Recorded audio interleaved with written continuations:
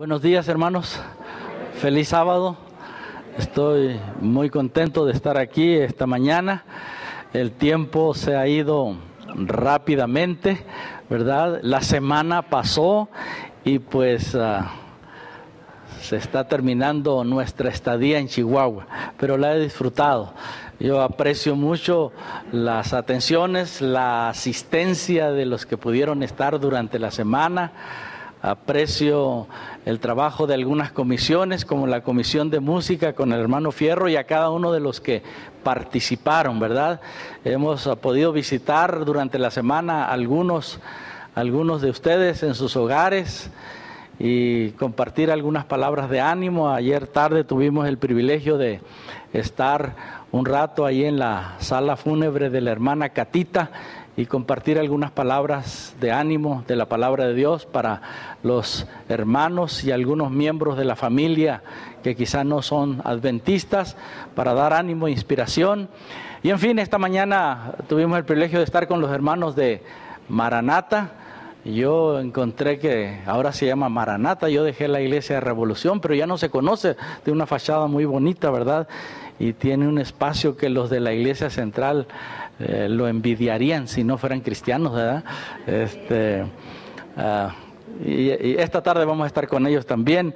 Aprecio mucho, he estado muy contento y más contento voy a estar si nos damos cuenta que las enseñanzas que hemos repasado son para nuestro beneficio, ¿no es cierto, hermano? Me da mucho gusto ver a nuestros conocidos, a nuestros vecinos, a la hermana Mari y a su esposo que vivían ahí cerquita de nosotros, y hemos estado orando por ustedes en estos días que estuvimos en una reunión de las 40 madrugadas. Yo tengo como 40 días que no hago ejercicio, ahora sí lo he hecho acá porque me levantaban las hermanas ahí temprano, pero hemos disfrutado. Gracias a todos, gracias por la buena música.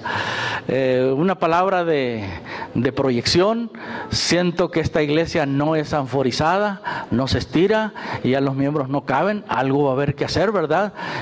Si ponen iglesias bonitas en otros lados, yo creo que tenemos que ponernos en una lomita por ahí para hacer una iglesia bonita también, para adorar a Dios, ¿verdad? Para que esté aquí, porque esta iglesia va a seguir teniendo visitas toda la vida. Las iglesias centrales de las ciudades van a tener, así que los asientos que dejemos los miembros más antiguos van a llenar rápido. Quiero felicitar a Nayeli por su valentía. Esa historia yo no sé si yo la hubiera contado con ella, porque para hacer ese experimento allí, ¿verdad? Pero una cosa, Nayeli, nomás, siento que los niños sintieron que la historia no se terminó. Como que ellos la querían terminar, ¿verdad? Pero está bien, fuiste muy precavida, porque quién sabe. Cuando vi que le entregaste el vaso al niño, yo dije, ojalá que ese vaso termine sano y salvo, ¿verdad? Y hermanos, me siento un poco nervioso porque como que el reloj no me da chance de esperar un ratito, pero vamos a hacerlo mejor con ustedes. Ustedes recibieron a alguien. Si los diáconos se dan cuenta que alguien no recibió, levante la mano y se los van a llevar allí. Lo vamos a usar al final. Queremos esta mañana al terminar, así que nadie se vaya antes de terminar, y les aseguro que voy a terminar a tiempo. Queremos renovar nuestro pacto, nuestro compromiso con Dios. Allí en la hojita más grande, dice: venid y unámonos a Jehová con un pacto eterno que jamás se ponga en el olvido. Y está una cita de Job, y ahí van a poner su nombre y luego abajito su firma, y lo único que les animamos es a poner su nombre aquí en esta partecita que ya yo rompí, ¿verdad? ¿Y qué vamos a hacer con esta hojita? Su nombre, su firma, la iglesia, y entonces vamos a decir que decidimos de nuevo darle a Dios lo que es suyo, y también un porcentaje, el que usted decida, de las ofrendas. Y entonces en el último himno que va a anunciar Laura, ¿sí? Es Laura la que estaba aquí a mi derecha. Entonces cuando ella lo anuncie, nosotros vamos a comenzar. Cuando comencemos a cantar, va a haber 2 diáconos aquí, y nosotros, nuestros hijos, los niños, los jóvenes, los adultos, vamos a pasar vamos a pasar para depositar en lo que tengan los diáconos allí nuestro pacto con Dios, ¿verdad? De esa manera hoy vamos a renovar nuestro pacto con el Señor. Por lo pronto, déjenlo tranquilo, ya va a llegar el momento de llenarlo, firmarlo, y entonces vamos a hacer eso. Yo quiero esta mañana, hermanos, dar un brevísimo repaso a lo que dijimos esta semana, para si alguien que no pudo venir dice, ¿qué dijimos? Bueno, vamos a hacerlo. Dijimos que mayordomía es el uso sabio y desinteresado de la vida, y comparamos a la mayordomía que Dios nos ha dado como una fruta de 4 gajos, ¿recuerdan? La primera noche hablamos del gajo del cuerpo. Dios nos ha dado un cuerpo y por ahí comienza nuestra responsabilidad con Dios. Cuidar de este cuerpecito que pues ya al paso del tiempo se va haciendo un poquito arrugadito, pero así lo quiero, hermanos, así lo quiero. Hay que seguirlo tratando bien, administrándolo para honra y gloria de Dios, porque cuando el Señor venga nos va a pedir cuentas de ese cuerpecito. Ya no está tan bonito como el de esos nenes. Me daban ganas de que ahorita lloraba la niña o el niño, que ponerle el micrófono para que todos oigan, inclusive los abuelitos que ya no oyen muy seguido eso, que oigan lo lindo de ese canto, ¿verdad? Y entonces decíamos que Dios nos va a pedir cuenta, y sugerimos 5 palabras para administrar bien nuestro cuerpo. ¿Recuerdan? Trabajo, una tremenda bendición. Así que hay que enseñarle a los niños desde chiquitos que las manitas son para trabajar. De esa manera honramos a Dios. El trabajo. Luego, descanso, porque debemos descansar adecuadamente para estar en capacidad de servirle al Señor. Y el tercer elemento, ¿cuál era? Recreación. Recrearnos, no necesariamente divertirnos, que tiene un alcance más abarcante. El cuarto, compañerismo. ¿Recuerdan? Todos aspiramos cuando estaba llegando a cierta edad. Bueno, todo el tiempo, nuestros amiguitos, después teníamos preferencia por nuestras amiguitas, y pues ustedes, los que están casados, no me dejarán mentir, ¿verdad? Es parte de la naturaleza que Dios puso en nosotros, atender esa necesidad. Y fuera del matrimonio, ustedes ven en la iglesia, nos salimos de la iglesia y porque existe la necesidad social de compañerismo, nos paramos un grupito en el puentecito allí, otro grupito en la banqueta, otro en la esquina, otro de... ¿Por qué? Porque es parte del privilegio de la iglesia atender esa necesidad social, ¿no es cierto? ¿Verdad? Y finalmente, alimentación. Comer aquello que te nutra, lo mejor. Luego la siguiente noche hablamos acerca de los talentos. Cuando tenemos un cuerpo sano, entonces podemos darle a Dios esos talentos. Si no, vamos a decir como mi abuelita: Amalaya, mijito, me duelen las reumas, ¿verdad? Yo quisiera servirle al Señor, pero no puedo. No, por eso hay que mantenernos saludables. No todos tenemos la calidad de organismo de mi buen amigo Rafael Grajeda, ¿verdad?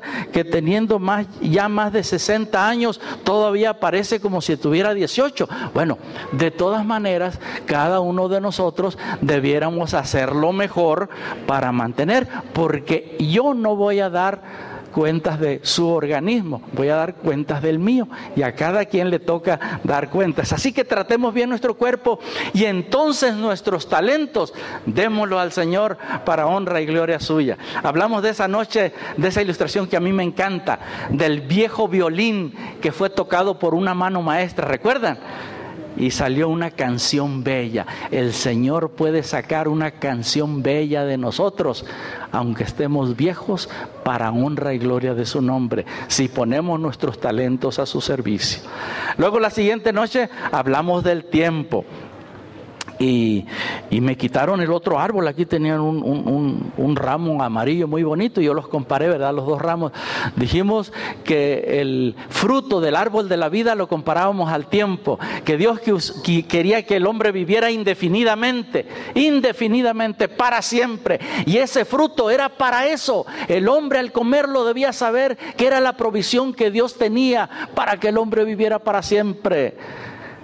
El tiempo que ahora tenemos nosotros es un pedacito, como una prueba, para hacer un uso adecuado de él, para administrarlo para honra y gloria de Dios.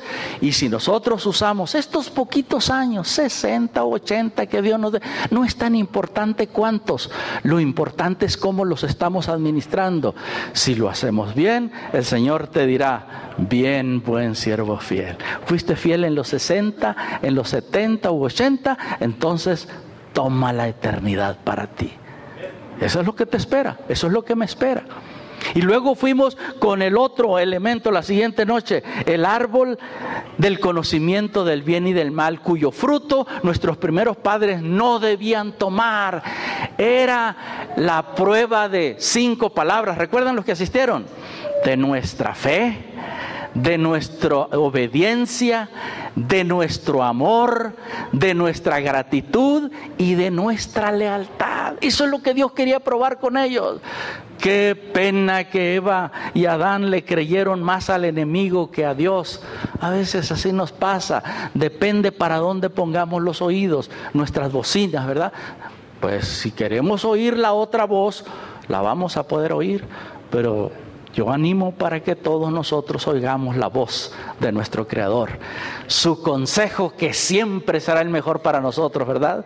Y decíamos que ese árbol representaba, después de la entrada del pecado, lo mismo que representaba antes, pero el Señor cambió la enseñanza como un método didáctico para que el hombre, ahora bajo el marco del pecado, pudiera entender lo que debían entender Adán y Eva: que Dios es el dueño de todo. Él es el dueño de todo. Y después de la entrada del pecado, en vez de usar esa ilustración, usa el sistema de diezmos y ofrendas.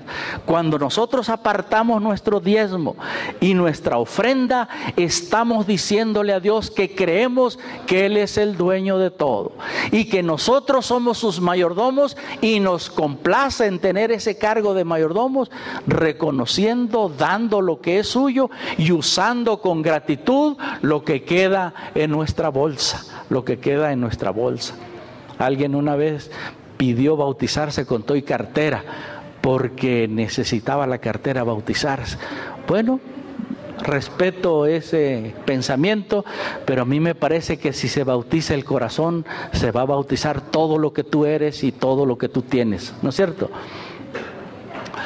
Decíamos las últimas noches que cuando apartamos el diezmo, estamos seguros que el 90% con la bendición de Dios siempre será más y mejor para nosotros que el 100% sin la bendición de Dios. Y tienes derecho a no creerlo. Pruébalo, porque mi fe no te sirve, ni la tuya a mí. Tiene que ser un experimento de fe individual. Por eso de vez en cuando hay hermanos que pasan los años y todavía no han creído. Todavía estamos aprendiendo a leer en términos de fe. Te animo a adelantar, hermanos. Después de primero hay que pasar a segundo y luego a tercero, y hay que graduarnos para ir al otro nivel. Es importante entonces que tengamos una experiencia de fe para que podamos dar esos pasos de fe. Solamente teniendo intimidad con Dios podemos hacerlo. No lo podemos hacer de otra manera, porque el espíritu de esta tierra, el espíritu de egoísmo, busca demostrarlo como el asadón: todo para mí, todo para mí. Pero si nosotros queremos ir al cielo, tenemos que comenzar a vivir ahora al estilo del cielo. ¿Recuerdan cuál es el estilo del cielo? Tanto amó Dios al mundo que ¿qué hizo? Dio la mejor ofrenda. Por eso alguien dijo que se puede dar sin amar, pero no se puede amar sin dar. Es una expresión natural. El que ama comparte lo que ha recibido de Dios. Y esta mañana yo quiero invitarles a abrir sus Biblias conmigo en Marcos 14, 3 al 9. San Marcos 14, capítulo 14, San Marcos 14, capítulo 14, para leer los versos 3 al 9. San Marcos 14. Dice allí la palabra de Dios: cuando Jesús estaba en Betania, en casa de Simón el leproso, sentado a la mesa, vino una mujer con el frasco de alabastro con perfume de nardo puro, de mucho precio. Quebró el frasco y lo derramó sobre su cabeza. Estamos en Marcos 14, ahora vamos a leer el verso 4. Y algunos de los presentes se enojaron, dijeron dentro de sí: ¿para qué este desperdicio de perfume? Se podía haber vendido por más de 300 denarios y haberse dado a los pobres. Y murmuraban contra ella. Pero Jesús dijo: dejadla. ¿Por qué la molestáis? Buena obra me ha hecho. A los pobres siempre los tendréis con vosotros, y cuando querráis les podréis hacer bien, pero a mí no siempre me tendréis. Ella hizo lo que pudo, se anticipó a ungir mi cuerpo para la sepultura. Os aseguro que donde quiera que se predique el evangelio en el mundo, se contará lo que ella hizo y se la recordará. Y esta mañana se está cumpliendo esa profecía, porque en Chihuahua se contará esa historia. Se acercaban el último sábado del ministerio de Jesús en esta tierra. El siguiente, Jesús lo pasaría en la tumba de José de Arimatea. Este deseaba pasarlo en Betania, en la casa de sus amigos Lázaro, María y Marta. El fin del ministerio de Jesús estaba en su etapa final y se acercaban algunos episodios dramáticos para la vida del maestro. Y tratando de encontrar quietud y reposo, decidió ir a pasar ese sábado a Betania. Ahí, como un solitario peregrino que encontraba poca comprensión en los caminos de este mundo, estaría con sus amigos, algunos de los pocos que sí le habían aceptado, que habían abierto su corazón y que habían aceptado a su Salvador personal. En esta etapa final de su ministerio había algunos elementos en el medio ambiente que se combinarían para que los ojos de toda la gente miraran a Jesús. ¿Cuáles eran esos? El primero de ellos era la celebración de la fiesta de la Pascua. Los diferentes viajeros de todas partes del país comenzaban a llegar a la ciudad de Jerusalén para celebrar con ella la fiesta nacional, la fiesta de liberación.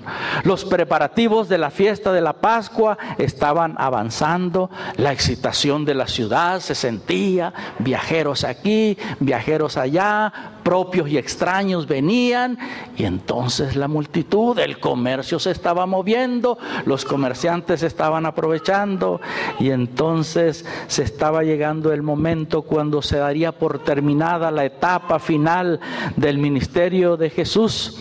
Y entonces comenzaría la siguiente etapa que Jesús lo mencionó como una promesa: hasta aquel día cuando lo beba de nuevo en el reino de mi Padre. La actuación pública de Jesús era otro elemento. En la última etapa de su ministerio, Él realizó algunos milagros que llamaron la atención de la gente. Algunos milagros impactantes, y entonces comenzaron a ver quién era Él. A lo mejor si era el Mesías prometido. Y a pesar de la acusación de los escribas y fariseos, Jesús realizó esos milagros. Pero otro elemento que estaba en la atención de la gente era el milagro de la resurrección de Lázaro. Todos decían que Lázaro había vuelto a vivir. Muchos querían comprobar que Lázaro vivía y querían escucharle hablar de su experiencia de ultratumba. Y buscaban la oportunidad para encontrarse con el resucitado y también con el resucitador. En medio de esas circunstancias, hay una persona agradecida allí en Betania que quiere aprovechar para agasajar a Jesús, hacerle una fiesta y mostrarle su profunda gratitud. Es Simón, que había sido leproso, que se había amistado con Jesús, aunque no había llegado al momento de entregarle plenamente su corazón a Él. Pero ahora quería hacer una fiesta y quería que todos estuvieran allí, sus amigos ricachones, los amigos de la alta. Y esa tarde se iluminó la casa de Simón y por las rendijas de la puerta se podían ver los rayos de luz que salían. Y comenzaban a llegar algunos carruajes especiales desde la ciudad de Jerusalén, que estaba como unos 3 kilómetros. Ese día Simón iba a demostrar quién era, que él sí podía tener su casa llena de invitados. En esa cena se produciría un espectáculo que involuntariamente Simón iba a observar y que siglos después tú y yo habríamos de escuchar. Una mujer no invitada entrega a Jesús una ofrenda que sí fue aceptada. Se organiza la fiesta en la casa de Simón. Uno de los atractivos principales era la presencia de Lázaro. Simón quería que su invitación no fuera en vano, así que trajo a Lázaro para que estuviese ahí en la mesa principal, que todos lo vieran. Eso aseguraría que la fiesta se llevaría a cabo de acuerdo a sus planes. Otra persona era Marta. Pues si Marta era especialista en organizar cenas, así que debía de estar presente, también la invitó. Pero María no fue invitada. Pasa desapercibida delante de él y más delante de él. Sin embargo, María llegó a la fiesta. Y quiero pensar que posiblemente pensó bien la estrategia de hacerse presente porque quería aprovechar la oportunidad de demostrar a Jesús su profunda gratitud. Y entonces eligió entrar por la puerta de atrás, quizá de la cocina entre las tinieblas, y se deslizó y se acercó a Jesús para comenzar a ungir sus pies. Pero nadie la veía. Pero cuando abrió el frasquito de perfume de cierta calidad y de un precio muy especial, quedó al descubierto su acción y su presencia. Y entonces provocó algunos comentarios. Simón no habló nada. Pero Jesús sabía lo que estaba pensando. Simón pensaba: si supiese quién es esa mujer, no permitiría que ni le toque los pies. Pero Jesús sabía la historia de ella y de él también. Sabía que Simón era uno de los que habían acarreado al camino del mal a esa pobre muchacha. Pero Simón no se atrevió a decir nada. Solamente lo pensaba. Pero Judas como que fue más aventado. Judas no solamente pensó, sino habló, y habló en nombre de los pobres. Pobres, porque realmente Judas no los tenía en su mente. Pero encontró la oportunidad de decir algo, dizque en favor de ellos, para que este desperdicio sí No todos aplauden cuando hay buenas acciones. A veces aplauden cuando se está haciendo lo contrario de lo que se debe hacer. Y en aras de los pobres, Judas dijo, se podría haber vendido en 300 denarios. Era buen calculador, era financista y encontró su ángulo para dar a demostrar que él tenía buenos cálculos para hacer una ofrenda para Jesús. ¿Para qué este desperdicio? Y murmuraban contra ella. Y entonces Jesús dijo ahí en el versículo 6, dejadla. ¿Por qué la molestáis? Buena obra me ha hecho. A veces Jesús cortó, quebrantó los parámetros de su sociedad y reprochó la persona y los motivos equivocados de aquellos críticos que se defendían detrás de los pobres o de la generosidad de dar una fiesta a Jesús. Dejadla, ¿por qué la fatigáis? Y en San Lucas, hablando del mismo relato, se relata una parábola que nuestra hermana leyó en la lectura bíblica de los dos deudores, el que debía mucho y el que debía poquito, y del perdón que se dio a los dos. A ver, Simón, ¿qué te parece? ¿Quién de los dos estaría más agradecido? Y Simón contestó bien, le atinó y Jesús le puso una palomita. Pues el que fue perdonado, cuya deuda era más grande. Bien has respondido. Él no había entrado en el terreno del perdón. Y por eso Jesús le anticipó el motivo por el cual esa mujer estaba actuando así. No era fácil entrar a una casa donde no había sido invitada. ¿Por qué María decidió hacer esta acción y exponerse a este vituperio? ¿Por qué actuó de esta manera? ¿Qué le llevó? Quiero comentarles sin necesidad de visualizar la escritura, pero allí en Lucas está registrado uno de los hechos que le llevó a ella. Un día Jesús llegó allí a la casa y Marta y María estaban en casa en Betania. Y entonces Marta, diligente, responsable, hacendosa, creativa como ella era, se dispuso a servir al maestro y comenzó a caminar de un lado para otro, sirviendo al Señor, preparando. Se oía ahí en la cocina las ollas y los vasos que se movían de un lado a otro. Pero eso no interrumpió que María decidió quedarse sentadita escuchando al Señor Jesús. Y Marta, en su furor de hacer, se acercó al Señor y le dijo: Señor, ¿no te das cuenta que mi hermana me deja hacer solo el quehacer? Y qué bendición, qué sabiduría de pronunciar solamente las palabras adecuadas en el momento adecuado. Jesús dijo: déjala. Ella ha escogido la mejor parte, la cual no le será quitada. Esas palabras para los oídos de María fueron como una dulce melodía.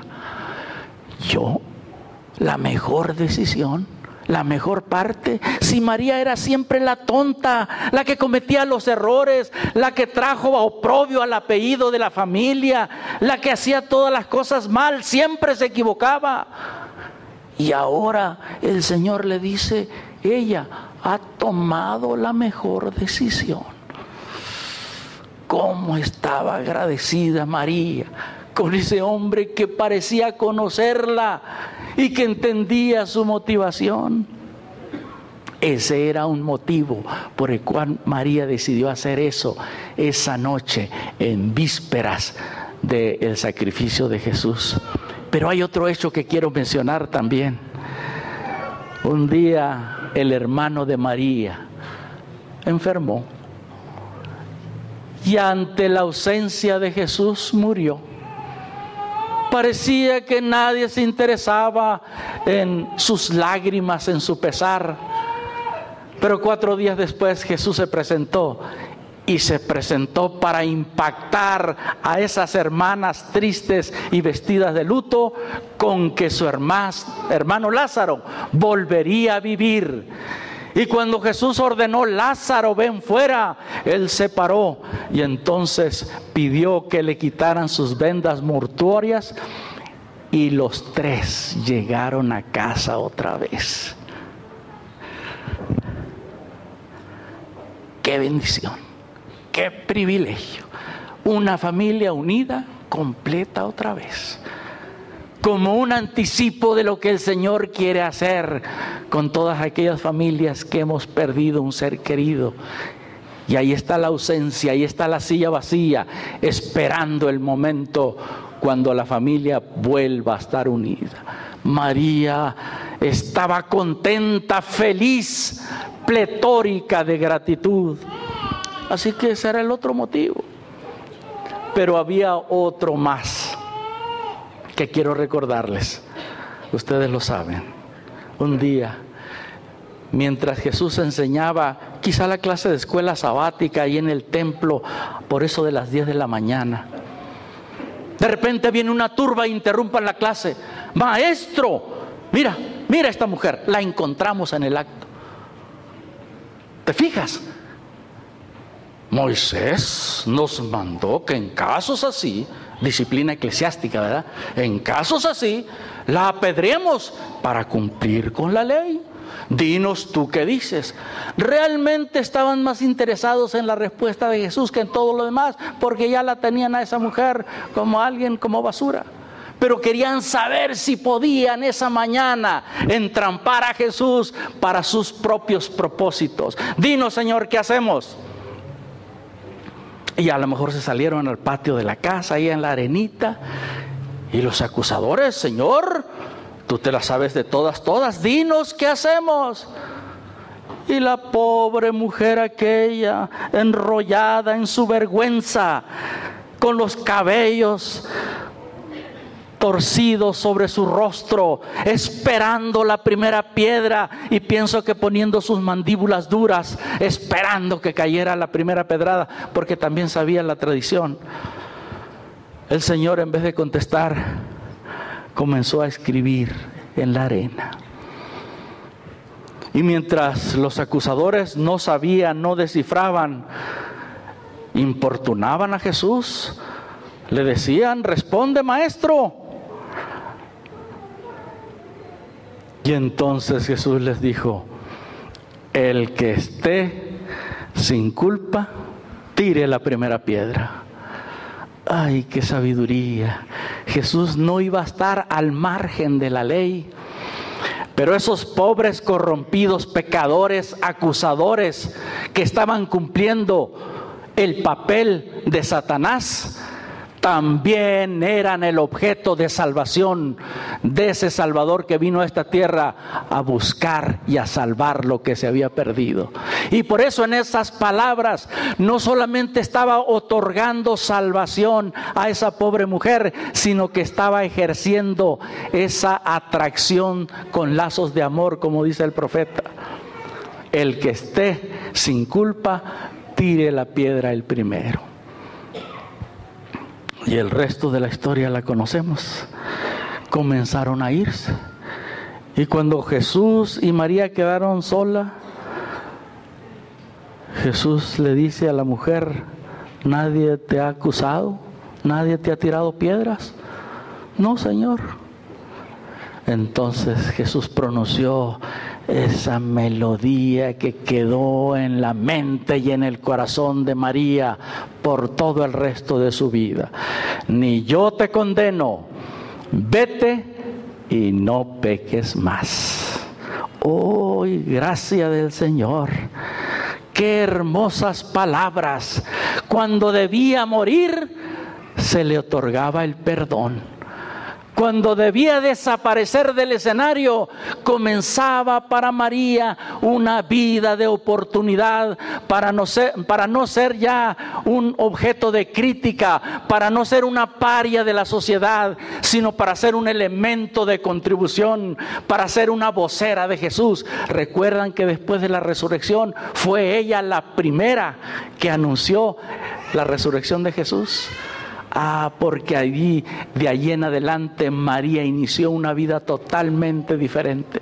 Por eso en ese frasco de perfume con olor a gratitud iba todo su corazón, todo su sacrificio, toda su gratitud, toda su lealtad al Maestro.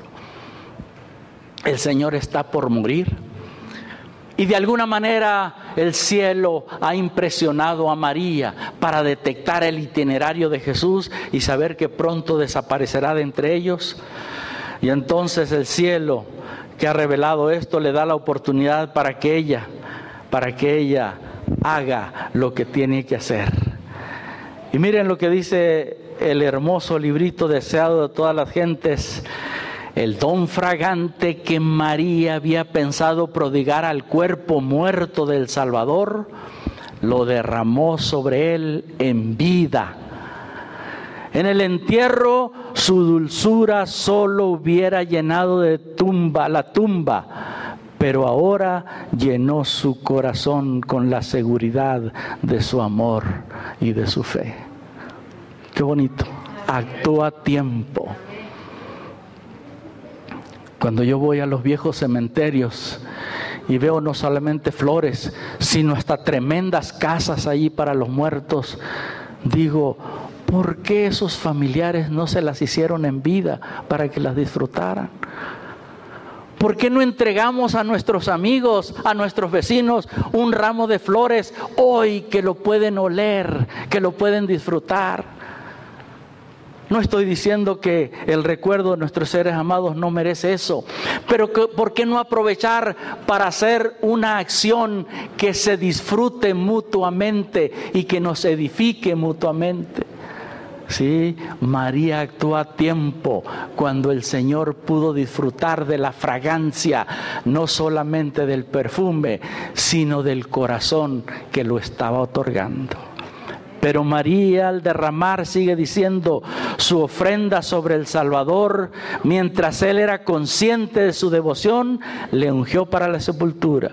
Y cuando él penetró en las tinieblas de su gran prueba, llevó consigo el recuerdo de aquel acto que anticipó, o que fue un anticipo del amor que le tributarían para siempre a aquellos que fueran redimidos. Fue un símbolo de la expresión de gratitud de aquellos que un día ante su trono le agradecerán como una expresión por la salvación concedida. Mis hermanos y hermanas, yo quiero esta mañana, al concluir mis palabras, animarles para que nuestras ofrendas lleven ese sello, esa fragancia de gratitud, de lealtad, esa fragancia de generosidad, esa fragancia que es el estilo del cielo. Cuando damos, que el Señor pueda aceptar y bendecir como ha prometido a los dadores.